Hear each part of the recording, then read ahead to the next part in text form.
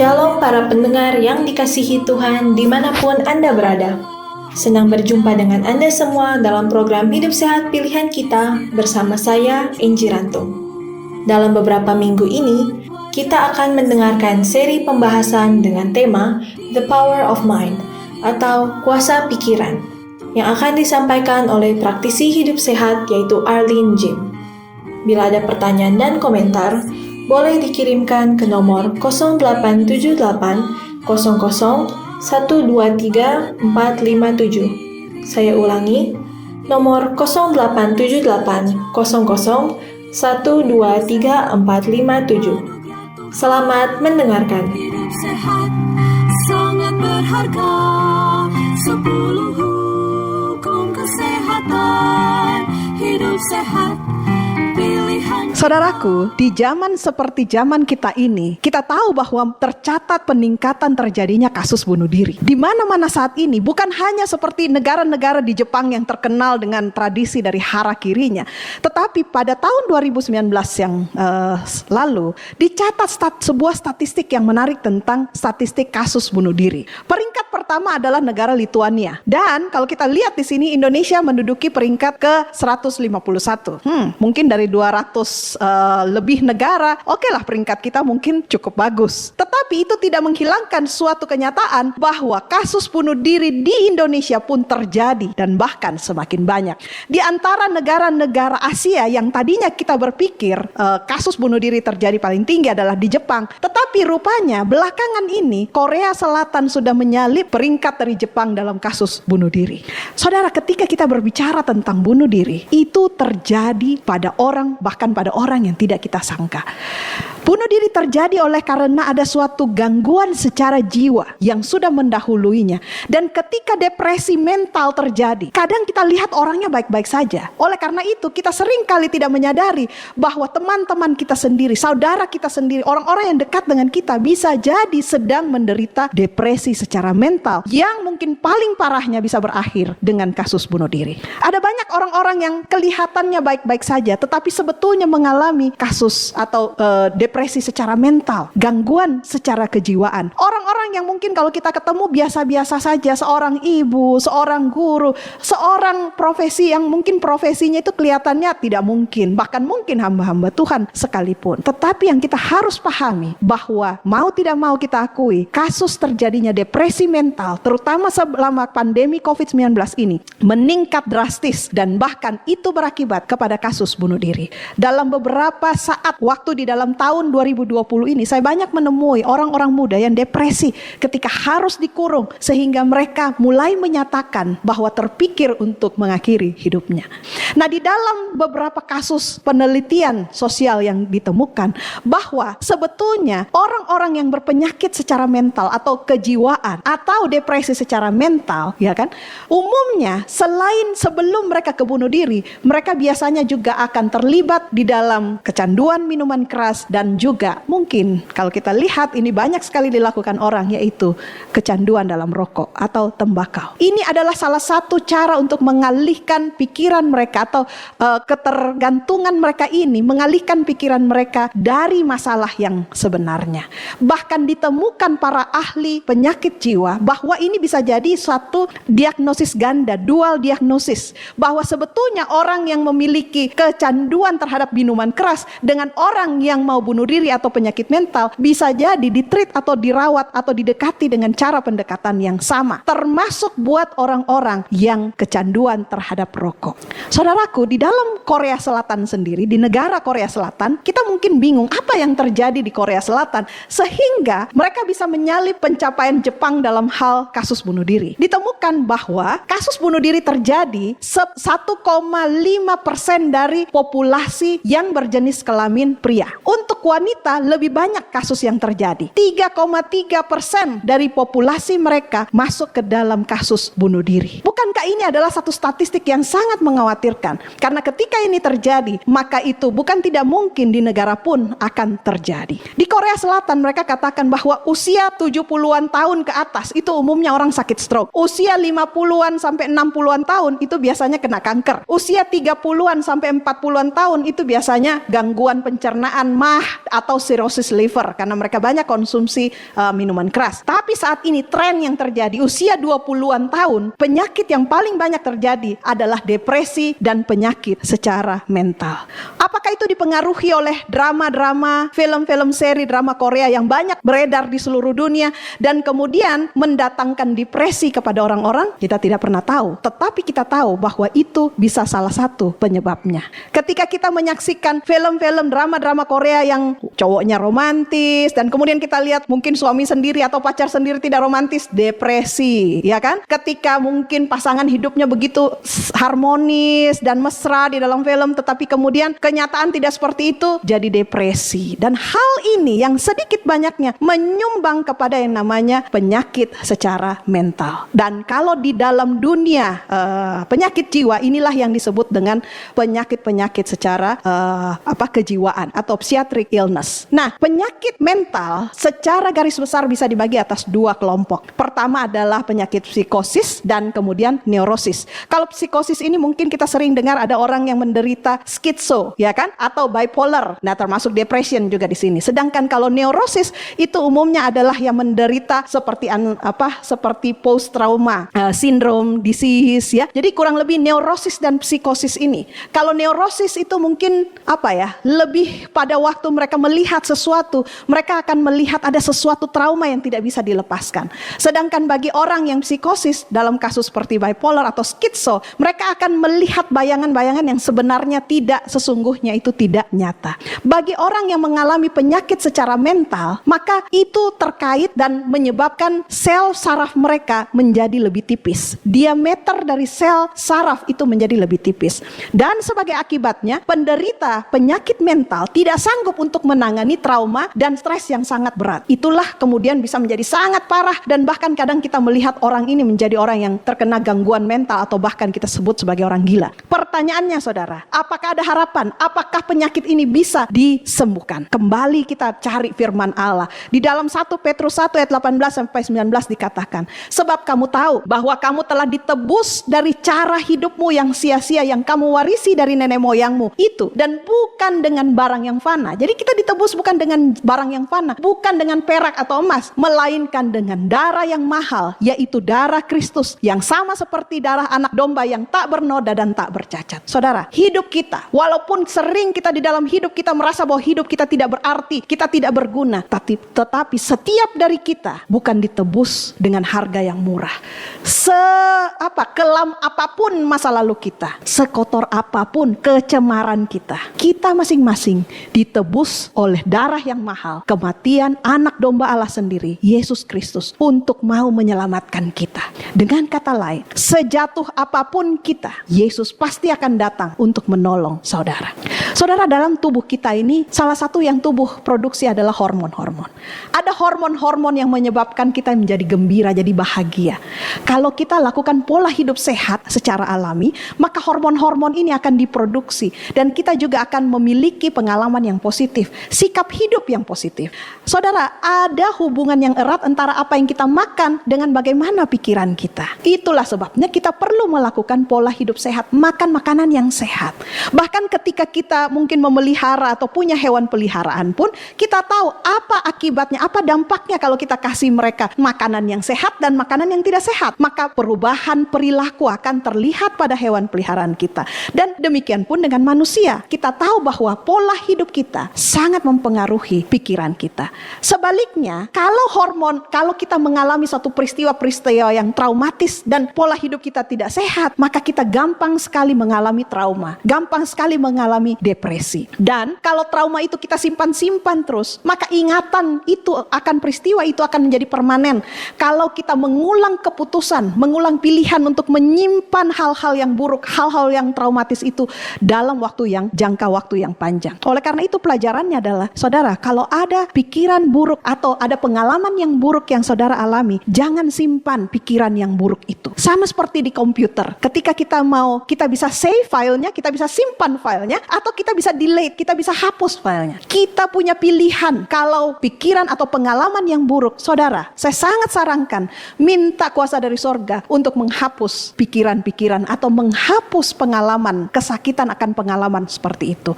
Dan Tuhan berjanji akan memberikan hal itu. Jangan kita save, jangan kita simpan ingatan-ingatan terhadap kejadian-kejadian yang tidak baik, kejadian-kejadian yang menyedihkan kita. Itu akan merugikan saudara sendiri dan membuat saudara bisa sakit secara fisik dan juga bisa sakit secara mental. Saudara, post traumatic stress syndrome ini banyak sekali dialami oleh orang-orang manusia modern saat ini. Ini kenapa terjadi? Karena stres berat, trauma yang berat. Dan PTSD ini menyebabkan ketidaknormalan pada hipokampus kita. Di otak, bagian otak kita yang mengatur tentang ingatan dan navigasi, dan amigdala kita yang mengatur ingatan dan emosi kita. Sehingga kalau ini sampai sudah terkena, maka ingatan buruk itu atau trauma itu bahkan sulit sekali untuk bisa dihapuskan. Bahkan menurut kekuatan manusia itu tidak mungkin bisa dihapuskan. Saat ini kita mulai menjadi lazim melihat bahwa ada orang yang mengalami penyakit mental, bipolar, kemudian ataksia dan lain-lain. Dan ini semua penyakit-penyakit yang membuat orang itu mengalami halusinasi, delusi. Bahkan kadang orang bilang seperti orang gila atau orang yang kerasukan. Dan saat ini saudara, yang terjadi di dunia ini, rasionya ini adalah 1 dari 100 orang mengalami penyakit secara mental. Sayangnya karena tidak banyak orang yang mengerti mengenai penyakit mental atau gangguan mental ini, seringkali pendekatan atau cara merawatnya pun menjadi tidak tepat atau diabaikan. Banyak orang yang berpikir bahwa ketika kita punya kenalan atau keluarga yang mengalami gangguan mental, itu sebaiknya disembunyikan. Ini adalah suatu aib yang perlu ditutupi. Seperti yang terjadi dalam kasus Belinda Liquigan di negara Filipina. Dia dikurung, dia dianggap gila, dianggap punya penyakit mental sehingga dia dikurung untuk tidak menyakiti orang lain. Dan ini kasus seperti ini banyak sekali terjadi bahkan di Indonesia, ya. Banyak anggota-anggota keluarga sendiri yang akhirnya merantai mereka atau dikurung, bahkan dipasung supaya tidak menimbulkan keributan atau menyakiti orang lain.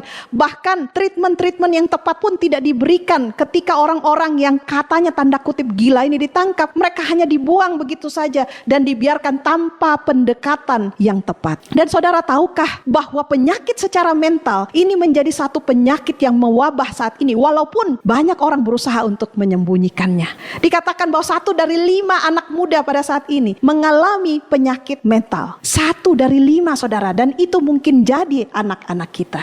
Saudara, apakah ada solusi terhadap penyakit mental ini? Karena kita tahu bahwa walaupun mungkin kenalan kita, keluarga kita mengalami penyakit mental dan kemudian sudah lama berobat, sepertinya tidak sembuh-sembuh. Apakah ada pendekatan lain yang jauh lebih efektif dari sekedar memberikan obat penenang? Saudara, mari kita kembali kepada Alkitab. Di dalam Alkitab ada banyak cerita tentang ketika Yesus menyembuhkan orang. Di Alkitab tidak sebutkan sebagai penyakit mental, tetapi Yesus memberikan suatu contoh kesembuhan terhadap orang-orang yang kerasukan setan.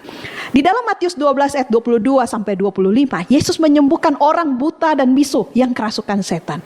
Matius 8 ayat 16 sampai 17, Yesus menyembuhkan orang yang kerasukan setan. Dalam berulang kali peristiwa, Yesus membuktikan bahwa dia memiliki kuasa untuk menyembuhkan orang yang kerasukan setan. Dengan kata lain saudara, dari sini kita belajar bahwa hanya Yesus Kristus yang sanggup, yang pernah punya sejarah dan catatan bisa menyembuhkan orang yang kerasukan setan, yang sanggup untuk menyembuhkan penyakit mental. Dan Yesus datang ke bumi bukan hanya untuk menyembuhkan orang yang sakit lumpuh, ya kan, orang yang buta, orang yang memiliki penyakit secara fisik seperti umumnya, tetapi juga dia datang untuk menyembuhkan orang yang kerasukan setan. Saudara mungkin bertanya, kenapa saya sebut orang yang kerasukan setan ini adalah untuk zaman modernnya disebut sebagai orang yang berpenyakit mental? Saudara ingat pelajaran kita dari awal tentang power of mind ini. Kita punya 2 pilihan. Kita bisa memilih Tuhan yang akan memberikan kita selalu pikiran yang positif.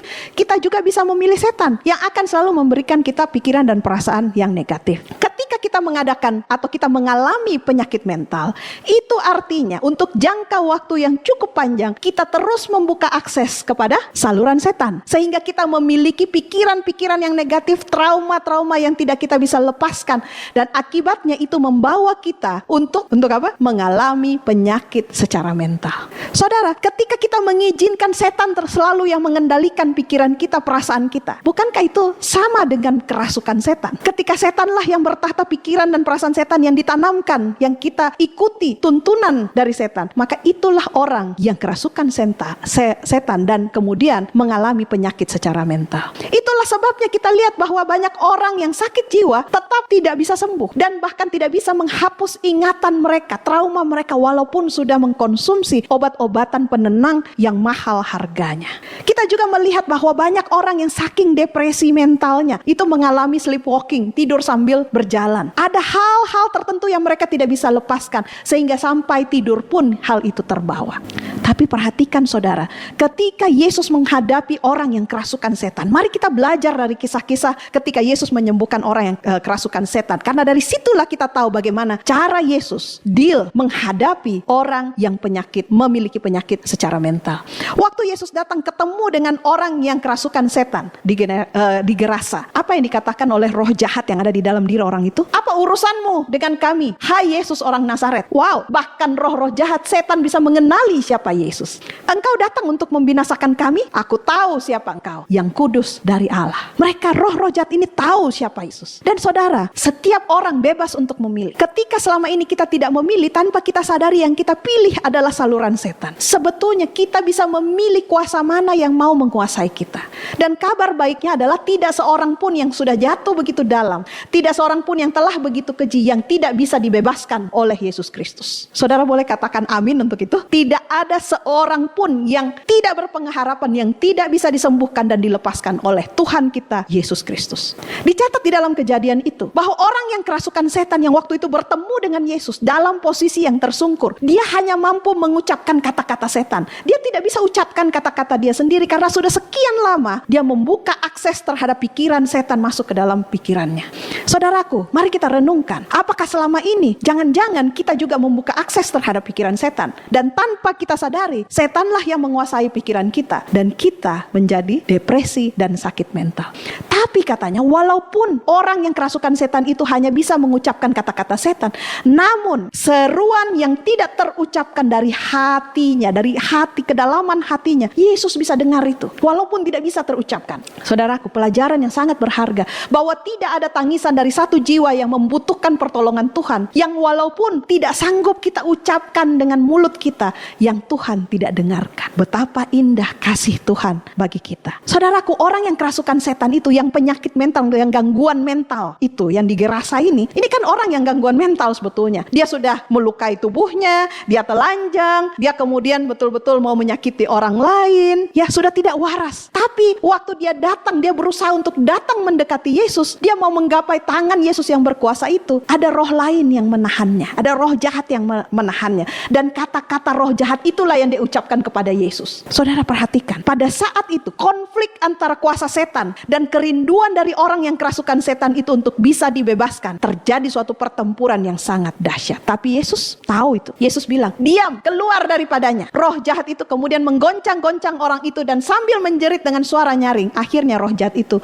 keluar daripada orang itu. Saudara, hal ini bisa terjadi karena orang itu walaupun dia tidak bisa ucapkan dengan mulutnya, dia memilih Yesus. Yesus tidak dapat memaksakan kuasanya terjadi dalam hidup kita kecuali kalau kita pilih dia dan menyerahkan kehendak kita kepadanya. Di dalam Yesaya 49 ayat 24 sampai 25 mengatakan, apakah dapatkah direbut kembali jarahan dari pahlawan, atau dapatkah lolos tawanan orang gagah? Sungguh beginilah firman Tuhan, tawanan pahlawan pun dapat direbut kembali, jarahan orang gagah dapat lolos, sebab aku sendiri akan melawan orang yang melawan engkau, dan aku sendiri akan menyelamatkan anak-anakmu. Saudara, ini bukan hanya berbicara tentang peperangan secara fisik, tapi ini berbicara kepada kita bahwa selalu ada harapan untuk terbebas dari belenggu setan. Selalu ada harapan. Siapapun yang mengalami depresi secara mental, penyakit secara mental, selalu ada harapan di dalam Yesus Kristus. Dan kemudian ada hal yang lebih menarik lagi, saudara. Ada seorang dokter spesialis jiwa di Amerika Serikat pernah menyatakan bahwa 70% dokter spesialis jiwa itu sering menderita kejang. Dan menariknya, merekalah yang menduduki peringkat tertinggi dalam kasus bunuh diri di antara orang-orang yang memiliki profesi dokter. Nah, ini dibuktikan. Salah satu ada yang namanya Dr. Jamison, seorang psikiatris. Dia pernah coba bunuh diri 1 kali dan dia penderita skitso yang parah selama 20 tahun. Tapi dia sembunyikan ini karena dia takut dikeluarkan dari pekerjaannya, dari komunitas dia sebagai psikiatris. Di Korea Selatan, Kim Jong Jong-il, seorang psikiatris yang sangat terkenal di Korea Selatan, akhirnya kehilangan reputasinya sebagai psikiatris. Dia harus menjalani perawatan karena gangguan jiwanya. Pertanyaannya, mengapa hal ini bisa terjadi? Bukankah mereka adalah spesialis penyakit jiwa? Bukannya mereka lah yang harusnya bisa melepaskan orang dari depresi mental dan dari penyakit secara mental? Kenapa justru mereka yang banyak sekali mengalami gangguan secara mental? Saudara, mari kita kembali lagi selalu ke dalam Alkitab. Di dalam Kisah Para Rasul 19 ayat 14 sampai 15, di situ ada ketika ada orang-orang yang melihat bahwa murid-murid Yesus ini bisa mengusir roh jahat, dan mereka mau mengikuti pola dari murid-murid Yesus ini yang memiliki kuasa dari surga. Dan orang yang melakukan ini, kelompok yang melakukan ini adalah 7 orang anak dari seorang imam kepala Yahudi yang bernama Skewa, dan mereka berusaha untuk mengusir roh jahat. Tetapi apa yang terjadi? Roh jahat itu balik menjawab kepada mereka yang sok-sokan bisa mengusir roh jahat. Roh jahat ini bilang gini, Yesus aku kenal dan Paulus aku ketahui, tapi kamu siapa? Siapa kamu? Dan yang lebih mengerikan lagi, ayat 16, orang yang dirasuk roh jahat itu, rohnya itu menerpa mereka 7 anak Skewa ini dan menggagahi mereka semua dan mengalahkannya, sehingga mereka lari dari rumah orang itu dengan telanjang dan luka-luka. Saudara, kesembuhan secara mental hanya bisa dilakukan dengan kuasa Tuhan kita, Yesus Kristus. Bahkan dokter spesialis jiwa pun yang berusaha untuk menyembuhkan pasien sakit mental tanpa kuasa Yesus, mereka sendiri akan menderita sakit mental karena kuasa yang mengendalikan pasien sakit mental jauh lebih berkuasa daripada ilmu psikiatri. Hanya orang yang memiliki hubungan yang sangat dekat dengan Tuhan yang sanggup untuk menolong orang-orang yang menderita penyakit mental. Adalah hanya kuasa Tuhan yang bisa menyanggupkan seseorang dilepaskan dari depresi secara mental. Pertanyaannya selalu kembali, dipengaruhi siapakah pikiran kita? Apakah dipengaruhi oleh setan atau dipengaruhi oleh Tuhan? Dan ini selalu tergantung oleh pilihan kita. Saudaraku, hanya Tuhan yang sanggup untuk memulihkan hidupmu seutuhnya, fisik, mental, dan rohani. Dan jika ada di antara saudara yang memiliki mungkin itu diri sendiri, merasakan depresi secara mental, ataupun keluarga, ataupun kenalan saudara, jangan coba-coba bawa kemanapun selain kepada Yesus. Karena di bawah kolong bumi ini hanya ada satu nama yang dapat menyelamatkan. Hanya ada satu kuasa yang bisa membebaskan dari genggaman roh-roh jahat yang selama ini menguasai pikiran orang yang mengalami penyakit jiwa. Hanya ada satu kuasa, yaitu kuasa Yesus Kristus. Datanglah kepadanya, datanglah kepada Yesus. Dekati orang itu dengan kuasa dari sorga, memohon agar roh-roh Tuhan akan menolong saudara untuk bisa menjadi saluran berkat bagi orang yang menderita depresi secara mental. Kembali pertanyaannya, apakah orang yang menderita penyakit mental bisa disembuhkan? Alkitab berkata, bisa dengan kuasa Yesus. Kuasa Yesus yang dapat mengubahkan seorang yang mengalami penyakit secara mental, depresi berat sekalipun, dengan tebusan darah anak domba yang mahal itu, yang mati buat dia, walaupun semua orang menganggap dia tidak lagi berharga. Semua orang menganggap bahwa dia adalah orang gila. Tetapi setiap jiwa adalah berharga di mata Tuhan. Tuhan lebih daripada bersedia untuk bisa menolong, menyembuhkan, dan menyelamatkan orang-orang yang memiliki penyakit mental dan mengubahkannya menjadi ciptaan yang baru. Saudara, mari kita berdoa. Ya Tuhan Bapa kami yang di surga, kami hidup di zaman yang penuh dengan depresi secara mental. Di dalam banyak tekanan-tekanan hidup, pandemi, penyakit yang ada pada saat ini membuat kami menjadi stres dan depresi. Pengalaman-pengalaman pribadi dalam masa lalu kami juga berpengaruh membuat kami menjadi tidak lagi percaya kepada Tuhan dan tidak juga percaya kepada sesama manusia. Maka saat ini Tuhan hamba-Mu berdoa, memohon agar Tuhan tidak hanya menyembuhkan penyakit kami secara fisik, tetapi juga Tuhan, tolong kami, sembuhkan kami dari depresi secara mental. Bagi saudaraku yang sedang menyaksikan tayangan ini, yang saat ini betul-betul sedang di dalam titik terendah di dalam hidupmu, yang mengalami gangguan secara mental, depresi secara mental, depresi yang berat, stres yang berat, dan berpikir untuk mengakhiri hidup saudara, saudara tahukah pesan ini ditujukan untuk saudara? Yesus rindu untuk menyelamatkan Anda. Ya Tuhan, kami berdoa untuk orang-orang, bahkan kami sendiri, yang selama ini mengizinkan iblis, setan menguasai pikiran kami. Berikan kami kuasa untuk bisa melepaskan kuasa-kuasa roh jahat. Dan berikan kami kuasa untuk memilih Engkau. Sembuhkan kami Tuhan, pulihkan kami, bersihkan, basuhkan hati kami dari semua kejahatan. Karena kami berdoa hanya di dalam nama anak-Mu Yesus Kristus yang menjadi penebus dan juru selamat kami. Amin. Tuhan memberkati saudara. Shalom.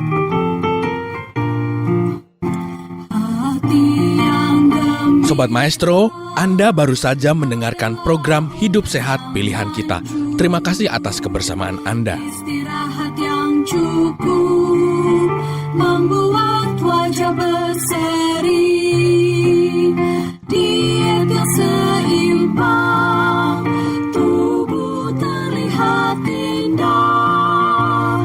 Udara yang bersih, jadikan hidup semangat. Pengendalian diri, itu pemenang sejati. Hidup sehat, anugerah Tuhan. Hidup sehat, sangat berharga. 10 hukum kesehatan. Hidup sehat.